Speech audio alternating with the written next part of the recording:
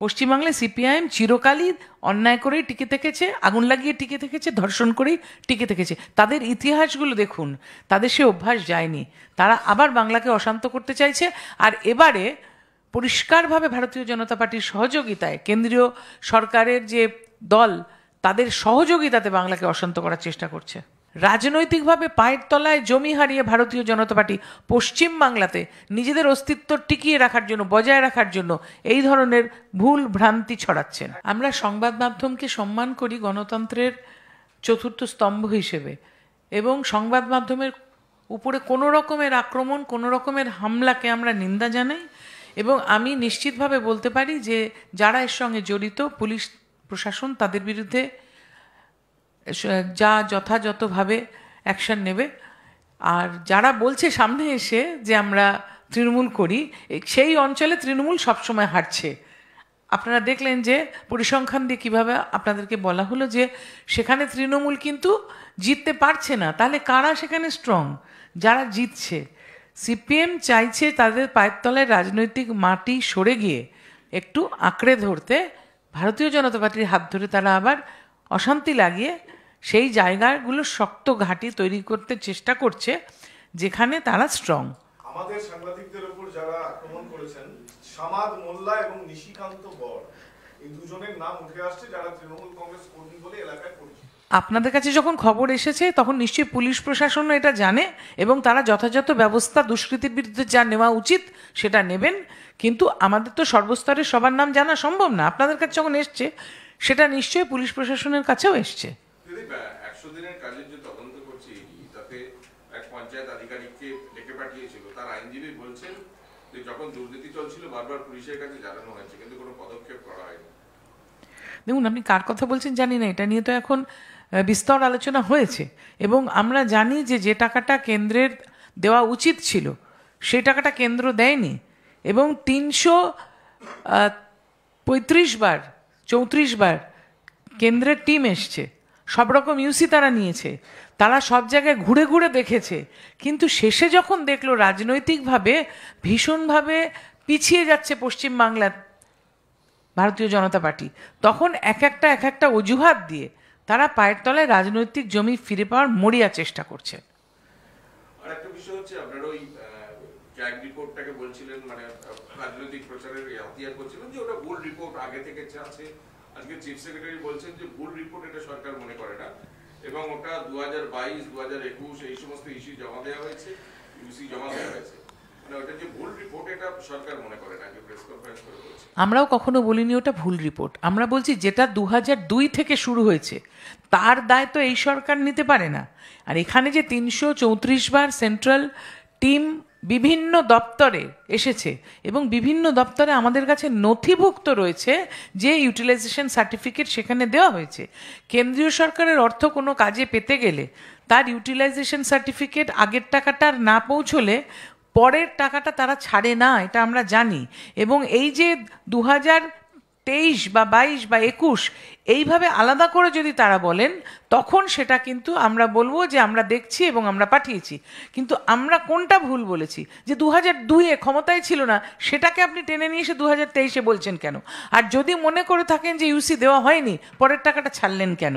আমাদের কিন্তু আর্গুমেন্টটা এটাই ছিল, এবং কেন্দ্রীয় সরকারকে মানতে হবে যে আমাদের সময়ে গত 3 বারের মুখ্যমন্ত্রী মাননীয় মমতা বন্দ্যোপাধ্যায় যখন মুখ্যমন্ত্রী রয়েছেন, তখন যে যে ডিপার্টমেন্ট মূলত তারা বলছে যে হেলথের সম্পর্কে বলেছে, আরবান ডেভেলপমেন্ট সম্বন্ধে বলেছে, এবং পঞ্চায়েত দপ্তর সম্বন্ধে বলেছে, সেখানে 334 বার তারা টিম পাঠিয়েছে। তাহলে যদি আগেই কিছু বলার উচিত ছিল তাদের, সেগুলো লিখিত আকারে দিতে পারতেন। কিন্তু আমরা যে ইউসি পাঠিয়েছি তার যে কপিগুলো প্রশাসনের কাছে রয়েছে, সেগুলো তো মিথ্যা হতে পারে না, সেগুলো তো ভুল হতে পারে না। এরা বানিয়ে এই কথাগুলো বলে আবার ওই একই কথা আমি বলবো, রাজনৈতিকভাবে পায়ের তলায় জমি হারিয়ে ভারতীয় জনতা পার্টি পশ্চিম বাংলাতে নিজেদের অস্তিত্ব টিকিয়ে রাখার জন্য, বজায় রাখার জন্য এই ধরনের ভুল ভ্রান্তি ছড়াচ্ছেন। দেবু মালিক লোকাল কমিটির সেক্রেটারি, সুইদ দত্ত জোনাল সেক্রেটারি তাপসী মালিককে ধর্ষণ করে খুন করছিল, তখন আপনারা দেখেননি? পশ্চিমবাংলায় সিপিআইএম চিরকালই অন্যায় করেই টিকে থেকেছে, আগুন লাগিয়ে টিকে থেকেছে, ধর্ষণ করেই টিকে থেকেছে। তাদের ইতিহাসগুলো দেখুন, তাদের সে অভ্যাস যায়নি।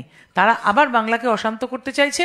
আর এবারে পরিষ্কারভাবে ভারতীয় জনতা পার্টির সহযোগিতায় কেন্দ্রীয় সরকারের যে দল তাদের সহযোগিতাতে বাংলাকে অশান্ত করার চেষ্টা করছে।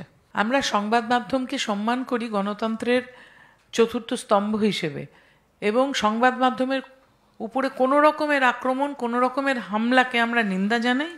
এবং আমি নিশ্চিতভাবে বলতে পারি যে যারা এর সঙ্গে জড়িত, পুলিশ প্রশাসন তাদের বিরুদ্ধে যা যথাযথভাবে অ্যাকশন নেবে। আর যারা বলছে সামনে এসে যে আমরা তৃণমূল করি, সেই অঞ্চলে তৃণমূল সবসময় হারছে। আপনারা দেখলেন যে পরিসংখ্যান দিয়ে কীভাবে আপনাদেরকে বলা হলো যে সেখানে তৃণমূল কিন্তু জিততে পারছে না। তাহলে কারা সেখানে স্ট্রং? যারা জিতছে। সিপিএম চাইছে তাদের পায়ের তলায় রাজনৈতিক মাটি সরে গিয়ে একটু আঁকড়ে ধরতে, ভারতীয় জনতা পার্টির হাত ধরে তারা আবার অশান্তি লাগিয়ে সেই জায়গাগুলো শক্ত ঘাঁটি তৈরি করতে চেষ্টা করছে যেখানে তারা স্ট্রং। আমাদের সাংবাদিকদের উপর যারা আক্রমণ করেছেন, সামাদ মোল্লা এবং নিশিকান্ত বর, এই দুজনের নাম উঠে আসছে যারা তৃণমূল কংগ্রেস কর্মী বলে এলাকায় পরিচিত। আপনাদের কাছে যখন খবর এসেছে তখন নিশ্চয়ই পুলিশ প্রশাসনও এটা জানে এবং তারা যথাযথ ব্যবস্থা দুষ্কৃতির বিরুদ্ধে যা নেওয়া উচিত সেটা নেবেন। কিন্তু আমাদের তো সর্বস্তরের সবার নাম জানা সম্ভব না। আপনাদের কাছে যখন এসছে সেটা নিশ্চয়ই পুলিশ প্রশাসনের কাছেও এসছে।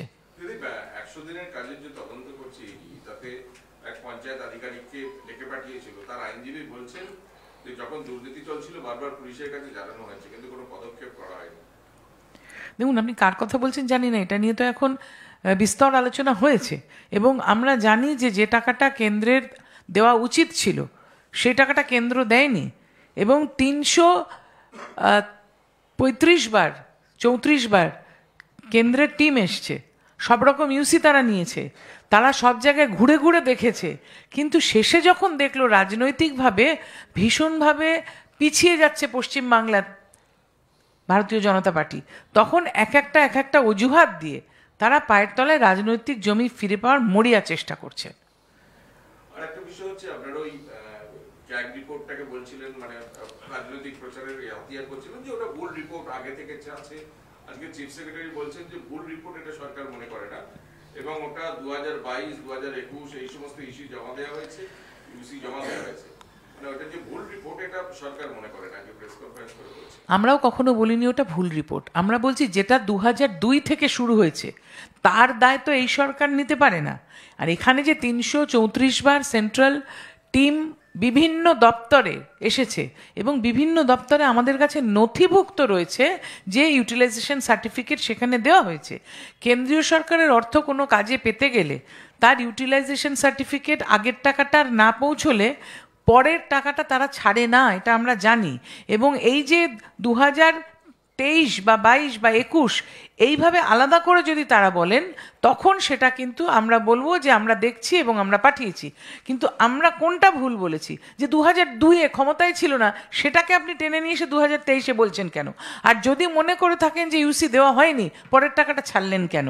আমাদের কিন্তু আর্গুমেন্টটা এটাই ছিল এবং কেন্দ্রীয় সরকারকে মানতে হবে যে আমাদের সময়ে গত 3 বারের মুখ্যমন্ত্রী মাননীয় মমতা বন্দ্যোপাধ্যায় যখন মুখ্যমন্ত্রী রয়েছেন তখন যে যে ডিপার্টমেন্ট মূলত তারা বলছে যে হেলথের সম্পর্কে বলেছে, আরবান ডেভেলপমেন্ট সম্বন্ধে বলেছে এবং পঞ্চায়েত দপ্তর সম্বন্ধে বলেছে, সেখানে 334 বার তারা টিম পাঠিয়েছে। তাহলে যদি আগেই কিছু বলার উচিত ছিল তাদের, সেগুলো লিখিত আকারে দিতে পারতেন। কিন্তু আমরা যে ইউসি পাঠিয়েছি তার যে কপিগুলো প্রশাসনের কাছে রয়েছে সেগুলো তো মিথ্যা হতে পারে না, সেগুলো তো ভুল হতে পারে না।